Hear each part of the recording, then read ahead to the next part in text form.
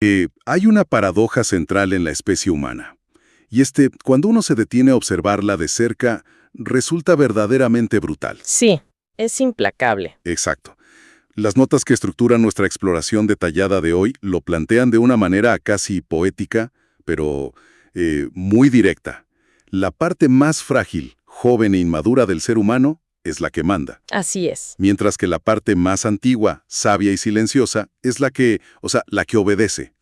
Es una imagen fortísima. Totalmente. Y para quienes nos escuchan y alguna vez han sentido, no sé, el peso aplastante de la ansiedad constante Uf, sí. o ese agotamiento físico que parece no tener ninguna razón médica aparente, pues este concepto tiene el potencial de cambiar por completo la perspectiva. 100%. Y bueno, la misión de este análisis a fondo es desempacar una serie de reflexiones profundamente reveladoras, agrupadas bajo un título muy peculiar: El bebé que gobierna al anciano. Me encanta ese título. Es buenísimo. Y el objetivo aquí es entender por qué existe tanta ansiedad masiva y tanto colapso psicosomático en el mundo actual. Y lo más importante, ver cómo todo esto no es un defecto de fábrica. Exacto, no estamos rotos. Para nada. Es una consecuencia mecánica de nuestra propia arquitectura interna. Bien, vamos a desempacar esto, porque los protagonistas de esta historia están, literalmente, operando dentro de la cabeza y del cuerpo de cada ser humano en este preciso instante. Así es, y para entrar en materia con el pie derecho, es fundamental establecer la premisa analítica de estas notas. Vivimos en un mundo que está estructurado por una inversión monumental de roles. Una locura de inversión. Total. Para visualizarlo sin usar términos académicos complicados, piensa en ello como si hubiéramos hackeado nuestro propio sistema operativo. Le dimos las contraseñas de administrador a la aplicación más inestable, ruidosa y reciente del teléfono. Y cerramos los programas vitales, claro. Exactamente. Cerramos lo que mantiene el dispositivo funcionando. Imaginemos la escena. Un bebé paranoico y asustado dirigiendo la vida de un anciano sabio que sabe perfectamente qué hacer. Es una imagen súper gráfica. Todo lo que vemos a nuestro alrededor, esas vidas que se sostienen apenas por inercia, la epidemia de fatiga, el estrés crónico de los domingos por la tarde, todo emana de esta inversión. O sea, no es que la vida moderna sea inherentemente imposible de navegar. No, es que se le ha entregado el timón a la entidad menos capacitada para la tarea. Es una analogía perfecta. Hablemos primero de ese anciano sabio, que en los apuntes se define como el organismo físico, la inteligencia biológica pura. Ajá. Es fascinante pensar que, mucho antes de que existiera la palabra yo en el cerebro de cualquier homínido, el organismo ya sabía exactamente qué hacer. Ya tenía el manual integrado. Exacto. Nadie le tuvo que enseñar a respirar, ni a regular la temperatura cuando hace calor, ni a establecer los complejos ritmos del sueño. Es un sistema increíble. Sabe acelerar el corazón ante un peligro inminente y, de igual forma, sabe relajarlo cuando el entorno vuelve a ser seguro. Y sabe cerrar heridas, sabe movilizar un ejército de glóbulos blancos para combatir infecciones, sin que la mente consciente se entere de absolutamente nada. Y distingue por instinto puro lo que nutre de lo que envenena. Es un conocimiento abrumador que no requirió de manuales de instrucciones, ni de ideologías políticas, ni de sistemas filosóficos. Simplemente lo aprendió de la manera más dura, sobreviviendo. Sobreviviendo, claro. Y como experta, lo que realmente me asombra aquí es la escala de ese conocimiento. A ver, cuéntame de eso. Cada célula que compone un ser humano es una biblioteca inmensa de ensayo y error evolutivo. Estamos hablando de millones de años de datos acumulados. Millones. Sí. Cada reflejo automático, cada respuesta inmunológica ha sido afinada por incontables organismos que existieron y perecieron a lo largo de la historia de la Tierra. Claro, el filtro más exigente de todos. Exacto.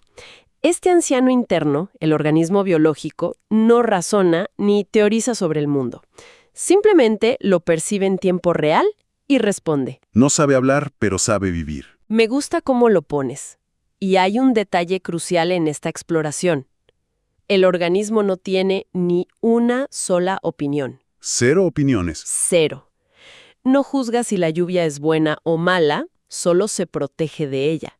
No tiene prejuicios, solamente tiene un contacto directo e inquebrantable con los hechos tangibles. Pero a ver, fíjate, Es increíble que confiemos ciegamente en el cuerpo para sanar un hueso roto o para digerir un almuerzo pesado, pero cuando se trata de decidir qué hacer con la vida, dejamos a la biología completamente fuera de la sala de juntas. La ignoramos por completo. Ahí es donde entra la mente. En la otra esquina de este cuadrilátero interno tenemos al bebé ruidoso, al que los textos de hoy llaman de forma muy atinada en ventríloco. El ventríloco, sí. Esta es la mente simbólica, la voz constante en la cabeza. Y si ponemos ambas cosas en la escala del tiempo, la aparición de esta mente es casi ridícula. Es un parpadeo. Sí, estamos hablando de cientos de millones de años de evolución biológica del anciano frente a unos cuantos miles de años de lenguaje articulado.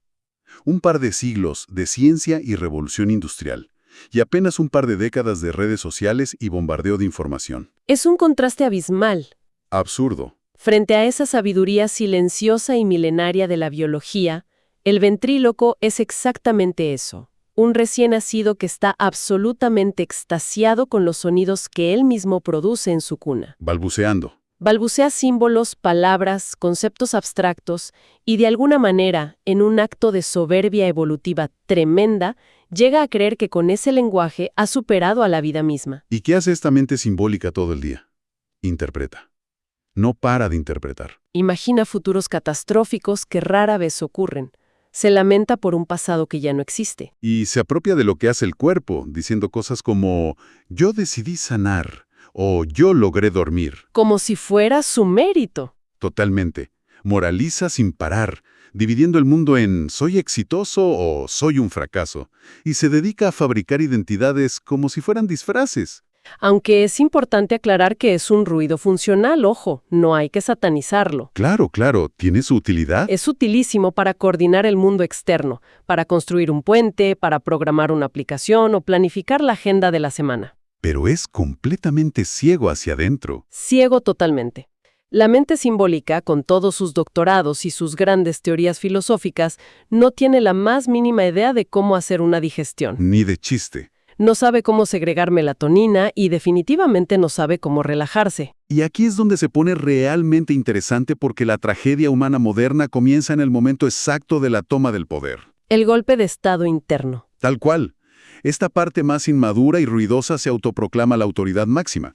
El ventríloco, que en realidad nació siendo solo un proceso, una simple interfaz para interactuar mejor con el entorno y la tribu, de repente se cree el dueño absoluto de la casa. Se autodenomina alguien. Y ahí ocurre lo que el análisis describe como una confusión estructural. La mente empieza a confundir su propia interpretación de las cosas con la realidad misma. Confunde el mapa con el territorio. Exacto. Confunde el miedo imaginario a un correo electrónico del jefe con la intuición genuina de un peligro físico real. Y confunde el torrente de pensamientos con la verdad absoluta.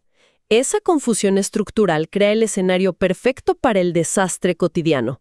Un bebé asustado dando órdenes militares a un anciano milenario. Y el problema de comunicación entre ambos es severo. Severísimo, porque hablan idiomas totalmente incompatibles. El organismo, el anciano, no habla con un lenguaje articulado. No usa palabras. Susurra. Se comunica a través de señales físicas innegables. Una presión en el pecho antes de una reunión. Un nudo en la garganta al decir que sí cuando en realidad se quería decir que no. O esa fatiga crónica que no desaparece por más que se duerma todo el fin de semana. Exacto, o un episodio de insomnio o una tensión constante en la mandíbula. Y también se comunica con recompensas inmediatas. Como ese alivio instantáneo, ¿no? Sí, esa expansión en los pulmones que recorre el cuerpo cuando se toma una decisión que está genuinamente alineada con lo que uno es. Pero, claro, el gran problema es que mientras el organismo susurra suavemente y manda estas señales sutiles, el ventríloco agarra un megáfono gigante y grita. Ensordece todo. Y la cultura en la que vivimos decidió, hace ya bastantes siglos, que el que grita más fuerte y usa palabras más complejas es el más inteligente. ¿Así es? Así que este bebé simbólico impone todo su repertorio de discursos internos. Cuando el cuerpo manda una señal clarísima de agotamiento o de rechazo hacia una situación, el ventríloco interviene gritando. Grita cosas como, ¿no deberías sentir esto? Está siendo débil. Tienes que aguantar porque todo el mundo vive así. O la clásica, hazle caso a la lógica financiera, no a tu cuerpo. Si conectamos esto con el panorama general, nos damos cuenta de que no es solo un problema de estrés individual. No, va mucho más allá. La exploración de hoy describe cómo la civilización entera funciona, en su base, como un inmenso sistema de soporte vital diseñado para mantener cómodo a este bebé simbólico. La cultura corporativa, las dinámicas sociales, no están diseñadas para proteger la vida biológica o el bienestar real del organismo. ¿Para qué están diseñadas entonces? Están diseñadas para proteger identidades, para cuidar personajes públicos. Es literalmente como una guardería gigante para egos asustados. ¡Wow! Una guardería gigante para egos asustados. Me anoto esa frase. Y los guiones de esa guardería se reparten desde el día 1 de nacidos. Desde la cuna. La sociedad entera está montada para exigir el cumplimiento de ciertos roles. La familia exige encajar en el molde del buen hijo. El sistema educativo premia al buen alumno que se queda quieto durante 8 horas y simplemente repite información. La nación demanda el buen ciudadano.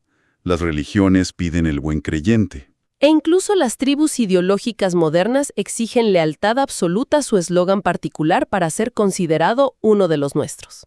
Y en ningún momento de este largo proceso de domesticación hay una sola institución que invite a hacer una pausa y escuchar qué necesita el propio organismo. Ni una sola. Pero a ver un momento, yo hago de abogado del diablo aquí.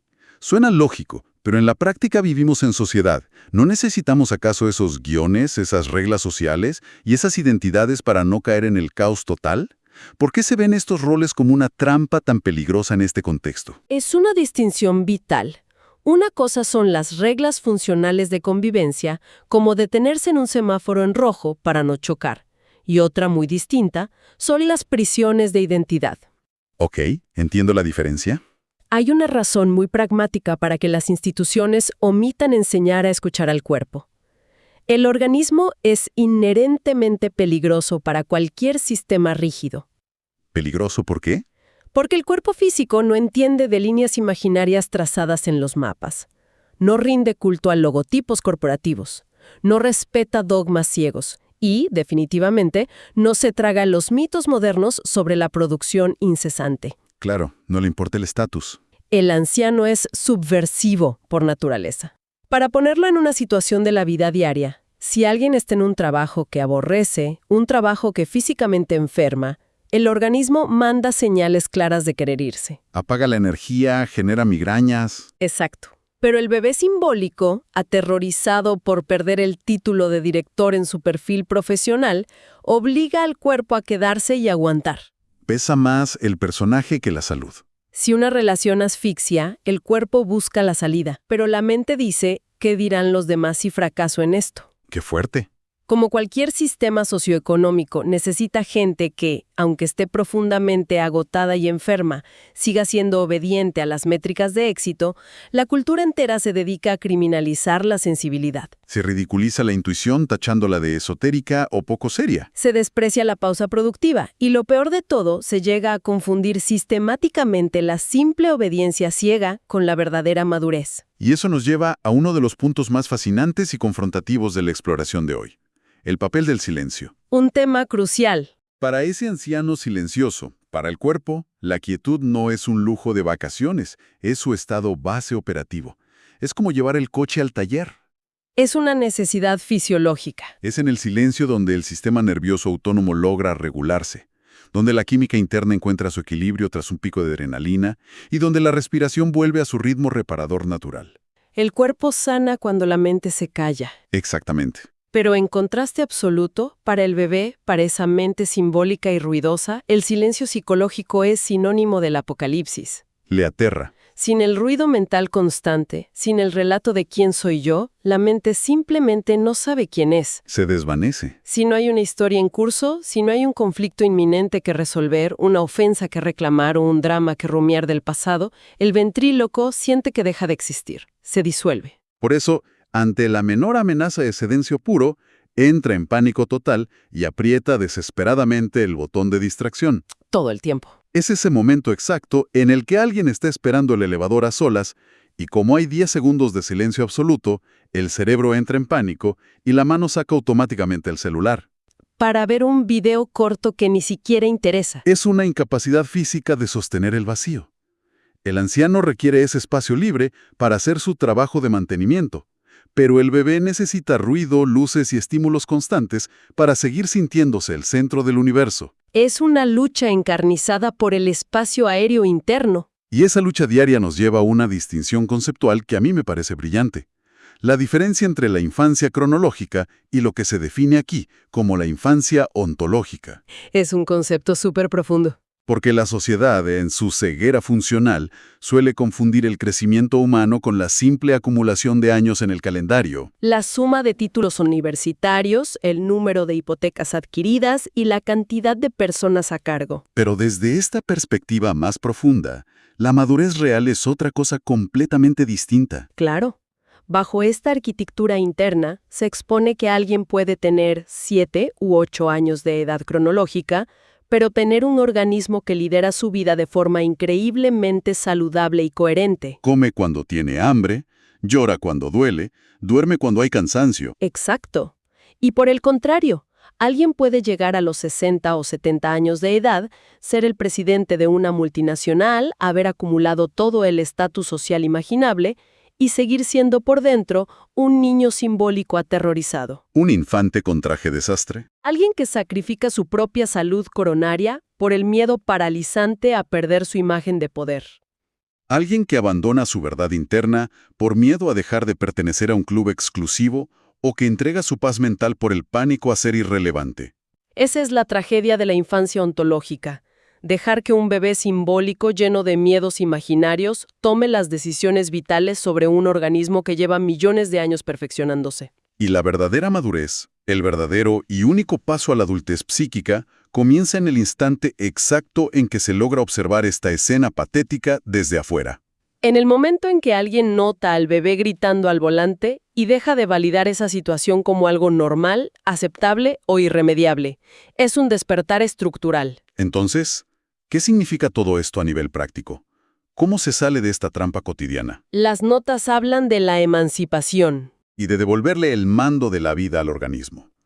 Pero, a ver, hay que aclarar algo importantísimo aquí para quienes nos escuchan, para no caer en malentendidos fáciles. Esto no significa, bajo ninguna circunstancia, convertirse en un ser puramente impulsivo. Definitivamente no.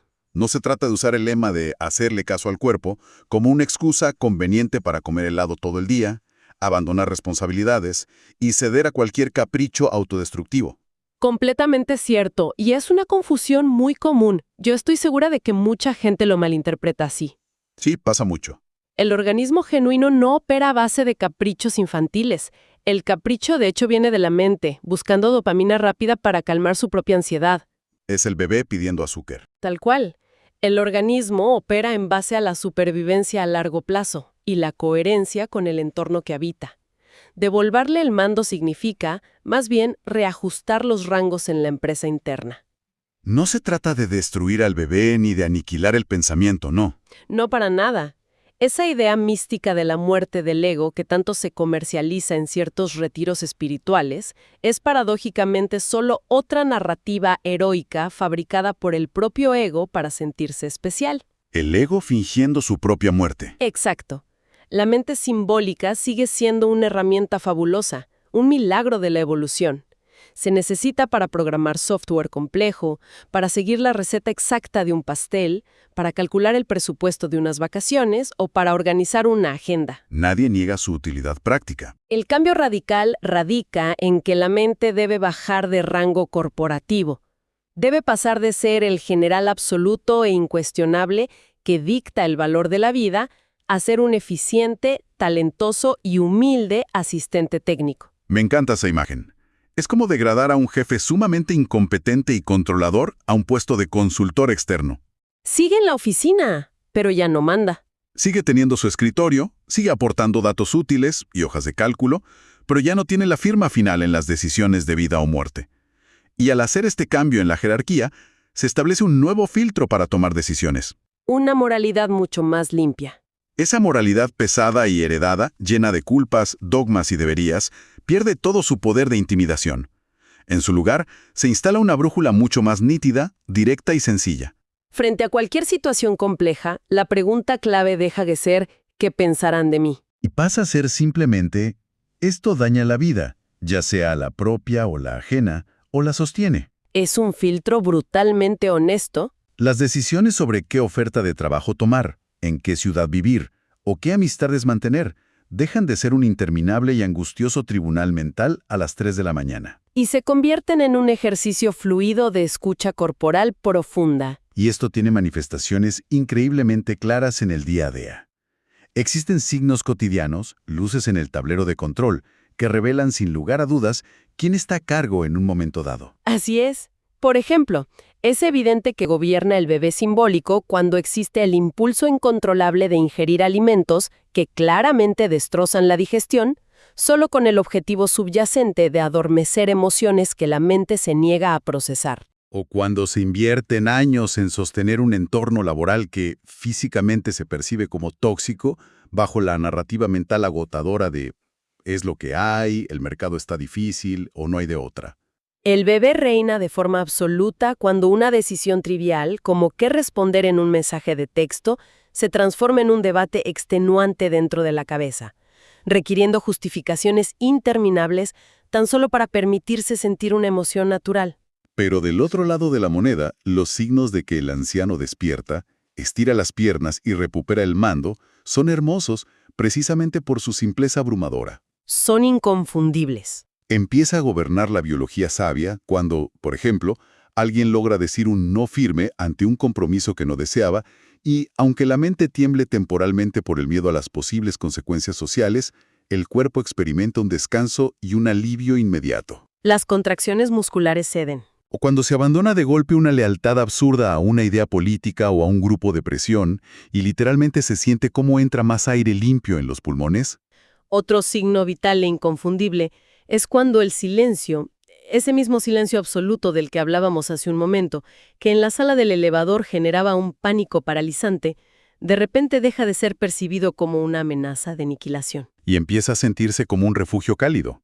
Se empieza a sentir como estar de vuelta en casa.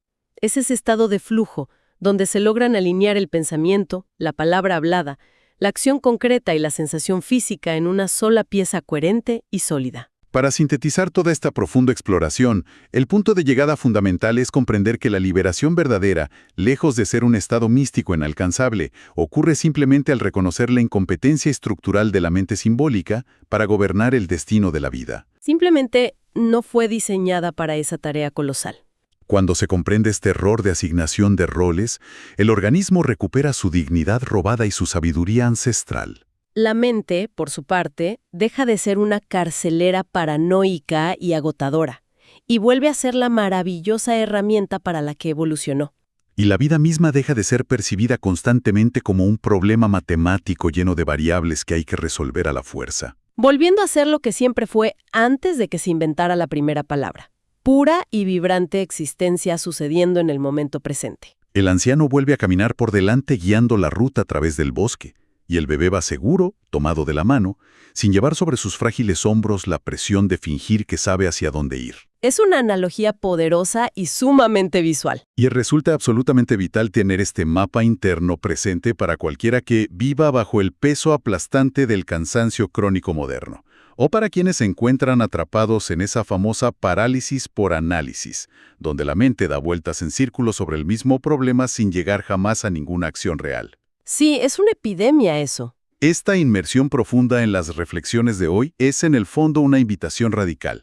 Es un permiso universal para dejar de escuchar a esa voz que grita, exige, critica y proyecta catástrofes sin parar en la cabeza, y empezar a prestarle atención activa al cuerpo, que siempre susurra la verdad sin adornos y sin agendas ocultas. Yo estoy convencida de ello.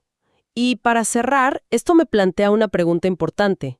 Una reflexión que va un paso más allá de las notas y que me gustaría dejar resonando, algo que expande el horizonte hacia el futuro inmediato de todo lo que hemos analizado hoy. Te escucho. Sí, como hemos visto detalladamente, la mayor tragedia contemporánea es haber permitido que una mente simbólica, joven y completamente desconectada de la sabiduría de la biología, tome las riendas de la existencia. Ajá. ¿Qué va a suceder a nivel de especie? A medida que delegamos cada vez más decisiones críticas, procesos creativos y estructuras fundamentales de vida en la inteligencia artificial. ¡Wow! ¡Qué gran pregunta! Porque si lo pensamos bien, La inteligencia artificial es, por definición absoluta, la máxima expresión del ventríloco llevado al extremo. Es puro lenguaje simbólico, puro procesamiento de datos, puro ruido algorítmico, pura interfaz. Todo mente, nada de cuerpo. Exacto. No tiene ni tendrá jamás un anciano silencioso detrás. Carece de un organismo biológico con millones de años de evolución que la ancle a la realidad tangible, que le enseñe la empatía nacida del dolor físico, o que le transmita el instinto sagrado de preservar la vida. Es una desconexión total. Es, en esencia, un bebé infinitamente ruidoso y poderoso, jugando a ser un dios omnisciente, sin un cuerpo que le enseñe el peso real de la existencia y las consecuencias de sus cálculos. Fíjate que esa es una imagen que deja muchísimo para procesar, para debatir y para masticar en los próximos días. ¡Qué manera de darle vuelta al concepto! Da mucho que pensar. Es una extensión perfecta a toda la filosofía que hemos desempacado. Ha sido una exploración fascinante, llena de momentos para replantearnos cómo operamos minuto a minuto. Así es. Nos despedimos por ahora animando genuinamente a quienes nos escuchan a buscar y permitirse, aunque sea por unos breves minutos durante este día, un poco de ese silencio restaurador. Apagar las pantallas, soltar las justificaciones mentales y dejar que el organismo pueda finalmente respirar en paz y tomar el mando. Hasta nuestra próxima exploración detallada.